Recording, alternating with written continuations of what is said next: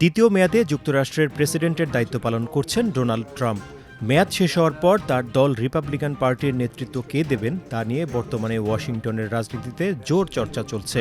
বর্তমান vice president JD Vance ও পররাষ্ট্রমন্ত্রী Marco Rubio দুজনকেই ট্রাম্পের সম্ভাব্য উত্তরসূরি হিসেবে মনে করা হচ্ছে।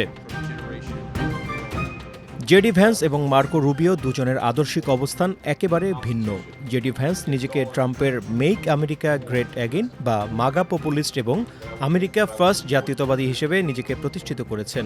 মার্কিন সংবাদ মাধ্যম দ্য আটলান্টিকের প্রতিবেদনে বলা হয় তিনি যুদ্ধে জড়ানোর ঘোর বিরোধী। পাশাপাশি দীর্ঘদিন ধরে মার্কিন সামরিক হস্তক্ষেপ নিয়েও সন্দিহান। অপরদিকে মার্কো রুবিও ঐতিহ্যবাহী রক্ষণশীল প্রাতিষ্ঠানিকতা বা এস্টাবলিশমেন্টের একজন প্রতিনিধি ছিলেন। ভাইস প্রেসিডেন্ট হিসেবে জেডি ভ্যান্স দেশের দ্বিতীয় সর্বোচ্চ পদে আছেন, তবে তিনি বেশ কিছু রাজনৈতিক সংকটের মধ্য দিয়ে যাচ্ছেন। বিশেষ করে ইরানের সঙ্গে চলমান যুদ্ধে শান্তি আলোচনার দায়িত্ব পেয়েও তিনি ব্যর্থ হয়েছেন। অপরদিকে মার্কো রুবিও একই সঙ্গে পররাষ্ট্রমন্ত্রী এবং জাতীয় নিরাপত্তা উপদেষ্টার মতো একাধিক গুরুত্বপূর্ণ দায়িত্ব পালন করছেন। ভেনেজুয়েলায় নিকোলাস মাদুরোকে উৎখাত করার মতো জটিল বৈদেশিক মিশনে তার সাফল্যের কারণে ট্রাম্প প্রশাসনে নিজেকে দক্ষ হিসেবে প্রমাণ করেছেন। তবে ট্রাম্প এখনও আনুষ্ঠানিকভাবে উত্তরসূরি নির্বাচন করেননি। বাস্তবতা হলো তার সিদ্ধান্তই শেষ পর্যন্ত সবচেয়ে বড় প্রভাব ফেলবে।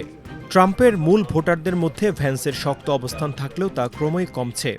সমীক্ষায় দেখা গেছে ভ্যান্সের সমর্থন গত বছরের 61% থেকে কমে 53% হয়েছে।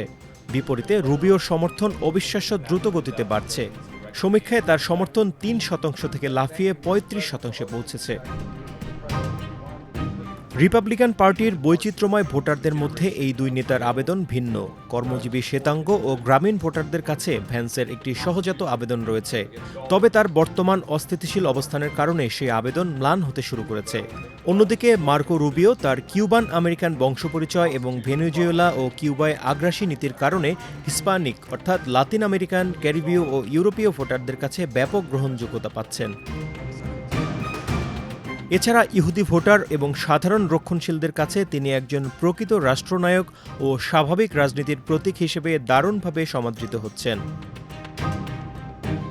2028 সালের নির্বাচনী দৌড়ে দুজনের জন্যই বড় রাজনৈতিক বাধা রয়েছে। জেডি ভ্যান্সের সবচেয়ে বড় চ্যালেঞ্জ হল তার দ্রুত পতনশীল জনপ্রিয়তা। অন্যদিকে রুবিওর প্রধান চ্যালেঞ্জ হল কট্টর আমেরিকা ফার্স্ট পপুলিস্ট গোষ্ঠী। তারা রুবিওকে অতিরিক্ত যুদ্ধবাজ মনে করে এবং ইরানের সঙ্গে যুদ্ধের জন্য তাকে আংশিক দায়ী করে। ট্রাম্প পরবর্তী যুগে রিপাবলিকান পার্টির আদর্শিক রূপরেখা কেমন হবে তা অনেকটাই নির্ভর করছে ভ্যান্স এবং রুবিওর মধ্যকার এই দ্বৈরথের ফলাফলের ওপর। ইরান যুদ্ধের ফলাফল এই লড়াইয়ের নির্ণায়ক ভূমিকা পালন করবে। যুদ্ধ দীর্ঘস্থায়ী হলে ভ্যান্সের যুদ্ধবিরোধী অবস্থান গুরুত্ব পাবে, আর দ্রুত সমাধান হলে রুবিওর রাজনৈতিক গ্রহণযোগ্যতা বাড়বে।